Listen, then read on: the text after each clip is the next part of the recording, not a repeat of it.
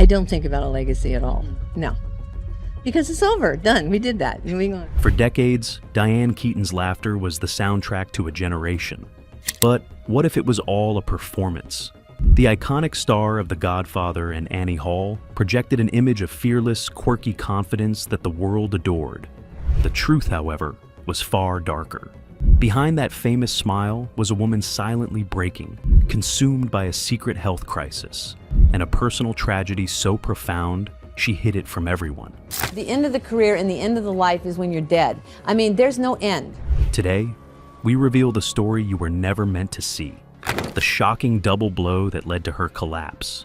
But to understand the devastating secret she guarded for decades, you must first understand the flawless image she built, an image that gave her everything to lose, the unbreakable vow.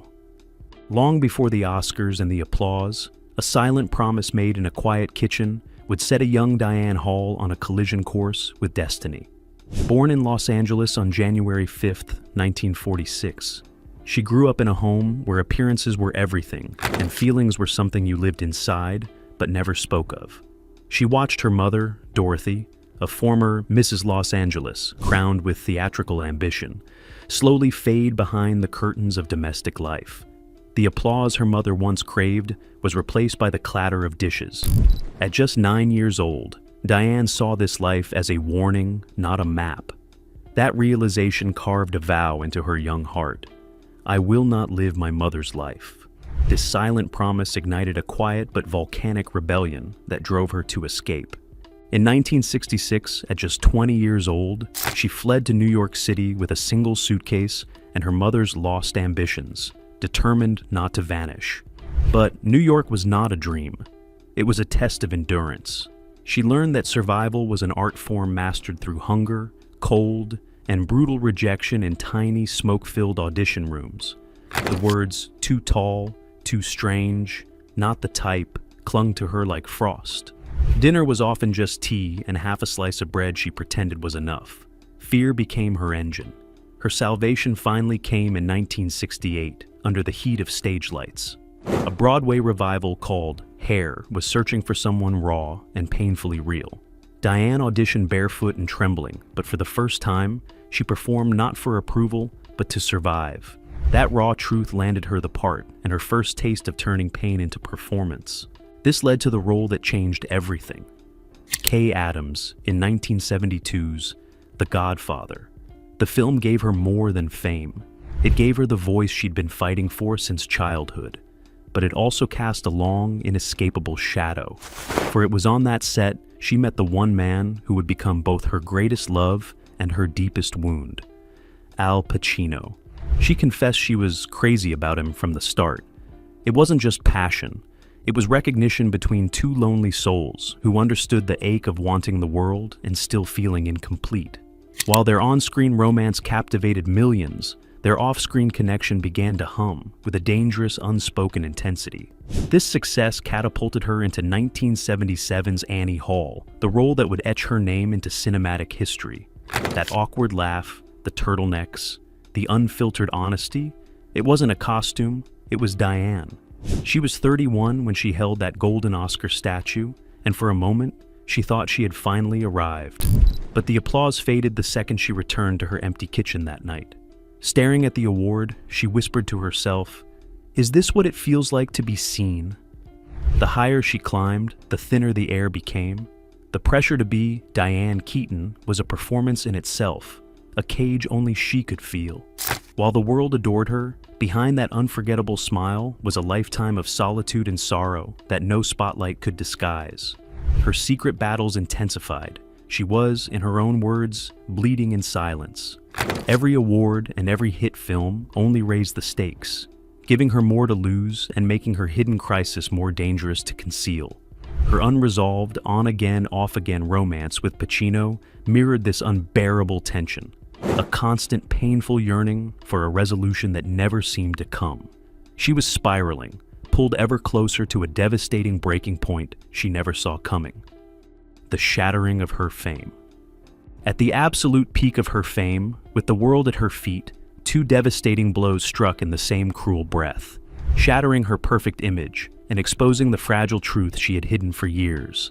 By 1990, Diane Keaton believed she had finally arrived. She was 44 years old, a global superstar whose name was synonymous with a generation of intelligent, funny, and complicated women. She was in Rome filming The Godfather Part 3, a movie that felt less like a job and more like destiny. It was the final act of a story that had defined her career, and she was convinced it would also be the final act of the love story that had defined her life. For 2 decades, she and Al Pacino had orbited each other in a dance of intense, elusive yearning that never found a resolution. But here, under the golden light of the eternal city, everything felt different. They stayed in the same villa, sharing dinners on a balcony strung with fairy lights, laughing over memories that felt like promises. For Diane, this wasn't just a movie set. It was the culmination of 20 years of waiting.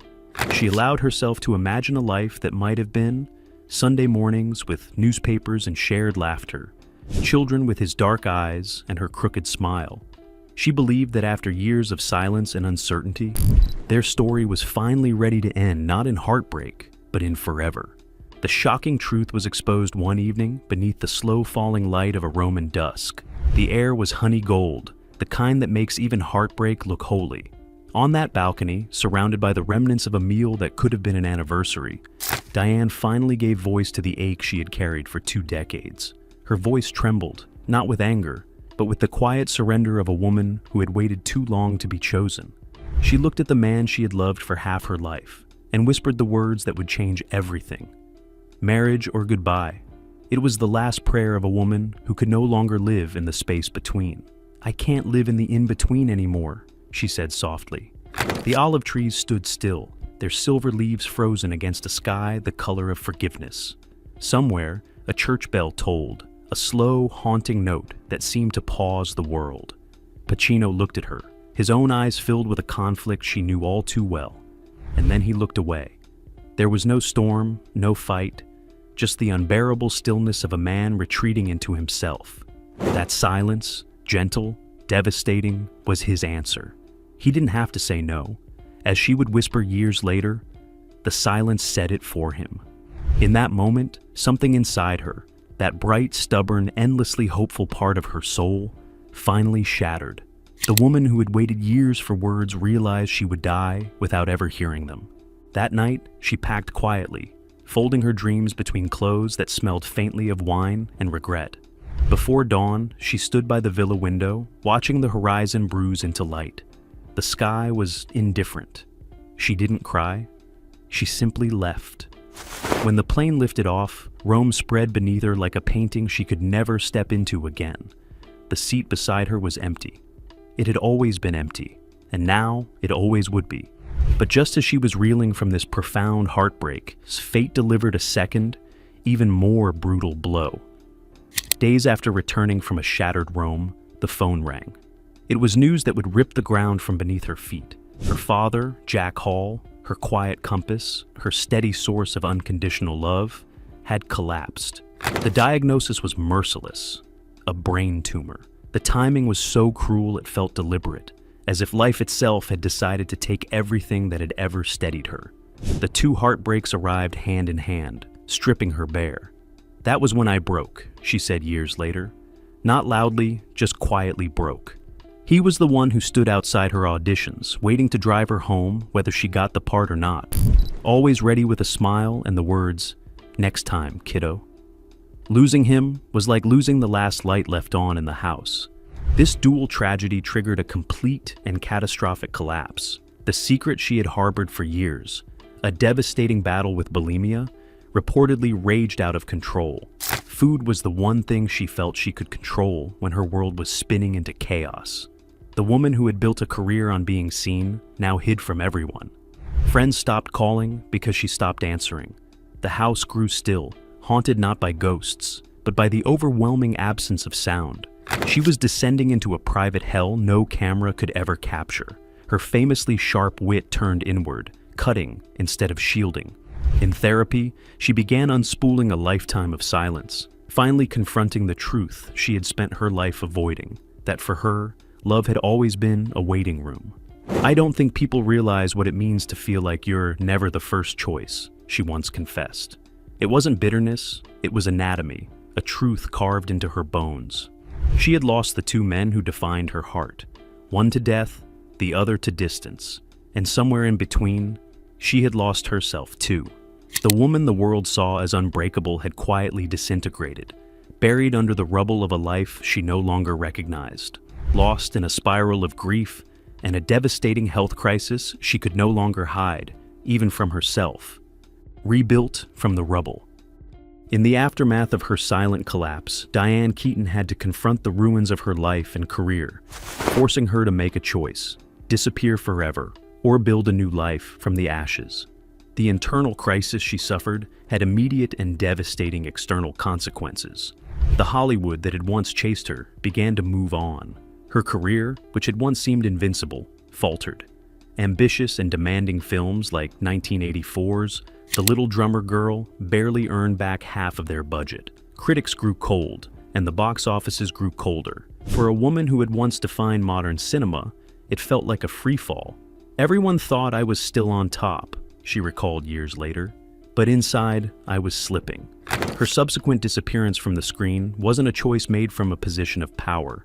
It was an act of sheer exhaustion and survival. "The applause fades," she once told a young actress, "but the work, that's what saves you." And for a time, even the work couldn't save her from the wreckage of her own heart. The industry that had built her up was now watching her fade, completely unaware of the silent war she was waging just to get through the day. Her version of damage control was entirely private, a retreat so total it was almost monastic. There were no public apologies or tearful interviews. She simply vanished. She turned down roles worth millions because fame without truth felt like another kind of failure. Instead, she checked herself into therapy, not to heal, but simply, in her words, to stay alive. Week after week, she sat in a small room, unspooling years of silence, facing the anatomy of her own heartbreak. And from that rubble, she did something few people ever do. She began to rebuild herself, alone, slowly, defiantly. She stopped waiting for someone to come home and began building a home inside herself instead. She channeled her pain into a new, tangible passion: architecture. She started buying and restoring forgotten houses, pouring her soul into brick, sunlight, and silence. She rescued a 1927 Spanish revival estate in Beverly Hills, later selling it to Madonna. She saved Los Angeles landmarks from decay, turning them into works of art. "I love buildings the way some people love people," she once said. "You can save them. You can rebuild them." It was her way of creating permanence in a world where everything she loved had slipped through her fingers. Each wall she restored was a monument to a life survived on her own terms. Years later, long after she had rebuilt her life in private, a final, stunning detail brought her secret heartbreak into the public eye. In 2017, the American Film Institute honored her with a Lifetime Achievement Award. The auditorium shimmered with applause and ghosts.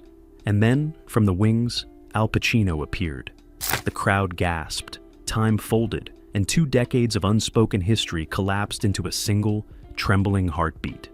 He walked to the podium, older now, his eyes softer, his voice uncertain. He spoke of her talent, her humor, her spirit.